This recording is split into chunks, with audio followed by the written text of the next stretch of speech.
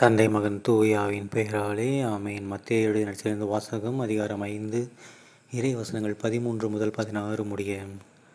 அக்காலத்தில் இயேசு தம் சீடரை நோக்கி கூறியது: நீங்கள் மண் உலகிற்கு உப்பாய் இருக்கிறீர்கள்.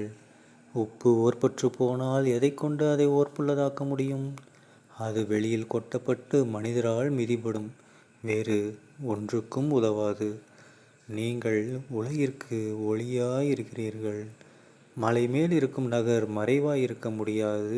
எவரும் விளக்கை ஏற்றி மரக்காலுக்குள் வைப்பதில்லை, மாறாக விளக்கு தண்டின் மீதே வைப்பர். அப்பொழுதுதான் அது வீட்டில் உள்ள அனைவருக்கும் ஒளி தரும். இவ்வாறே உங்கள் ஒளி மனிதர் முன் ஒளிர்க. அப்பொழுது அவர்கள் உங்கள் நற்செயல்களை கண்டு உங்கள் விண்ணக தந்தையை போற்றி புகழ்வார்கள். ஆண்டவரின் அருள்வாக்கு. கிறிஸ்துவே உமக்கு புகழ்.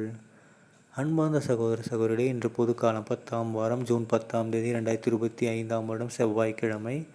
இன்றைய நற்செய்தியில் பாருங்கள், நம்ம இயேசு கிறிஸ்து ஆண்டவர் செம்மையான ஒரு விஷயத்தை எடுத்துரைக்கிறார். என்ன விஷயம்?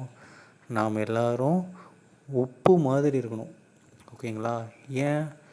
ஏன்னா அந்த உப்பு தான் மற்ற விஷயத்த உப்பாக மாற்றுமே தவிர, அந்த உப்பை நாம் என்ன பண்ண முடியாது, உப்பாக மாற்ற முடியாது. கரெக்டுங்களா?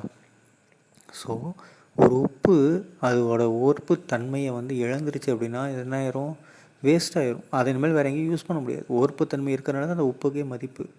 ஓகேங்களா? அதே தான் நமக்கும் சொல்கிறாரு. நீங்கள் கிறிஸ்தவள் அப்படிங்கும்போது கிறிஸ்துவுக்குரிய பண்போடு இருந்தீங்கன்னா தான் உங்களுக்கு மதிப்பு. இல்லைன்னா வேஸ்ட்டு, வெளியில் கொட்டப்பட்டு மிதிக்கப்படும்ட்டார். அந்தளவுக்கு வேஸ்ட்டுன்ட்டார். இரண்டாவது பார்த்தீங்கன்னா, நம்மளை ஒளியாக இருக்க சொல்கிறார். லைட், நீங்கள் உலகிற்கு ஒளியாக இருங்கடா அப்படின்றார் ஏசப்பா. ஓகேங்களா? ஏன்னா நாம் நல்லது தான் செய்கிறோம், கிறிஸ்துவை பின்பற்றுறோம். ஓகேங்களா? பாவங்கள் செய்ததுனால நம்ம மன்னிப்பு கேட்டு திருந்தி நல்லதொரு வாழ்க்கையை கடவுளை நோக்கி வாழ்கிறோம். அப்படிங்கும்போது நம்ம வாழ்க்கை எப்படி இருக்கணும்? ஒளியான வாழ்க்கையாக இருக்கணும். மற்றவங்களுக்கு நாம் ஒரு எடுத்துக்காட்டான வாழ்க்கை, மற்றவங்க வழி தெரியாமல் சுற்றுறவங்களுக்கு நம்ம ஒரு ஒளியாக இருந்து வழிகாட்டக்கூடியவங்களாக இருக்கணும். இப்படி தான்டா வாழணும், கிறிஸ்தவன் போல் வாழணும்டா அப்படின்னு எல்லோரும் சொல்லணும். அந்த மாதிரி வாழணும்னா தான், அதான் பாருங்கள் ஏசப்பா என்ன சொல்கிறார், அப்படி பண்ணிங்கன்னா உங்கள் விண்ணக தந்தையை அவர்கள் போற்றுவார்கள். டேய், இவன் கிறிஸ்தவன்டா, அதான்டா இப்படி இருக்கான் அப்படின்னு சொல்லி எல்லாரும் போற்றுவாங்க. ஓகேங்களா? ஸோ நாம் எப்படி இருக்கணும்? மற்றவங்களை கிறிஸ்துவின் வழியில் மாற்றக்கூடியவங்களை, மற்றவங்களை நல்லவங்களை மாற்றக்கூடிய அளவுக்கு நாம் இருக்கணுமே தவிர மற்றவங்க மாதிரி இருந்துடக்கூடாது. ஓகேங்களா? ஸோ நாம் ஒளியாகவும் உப்பாகவும் இருப்போம். சரிங்களா?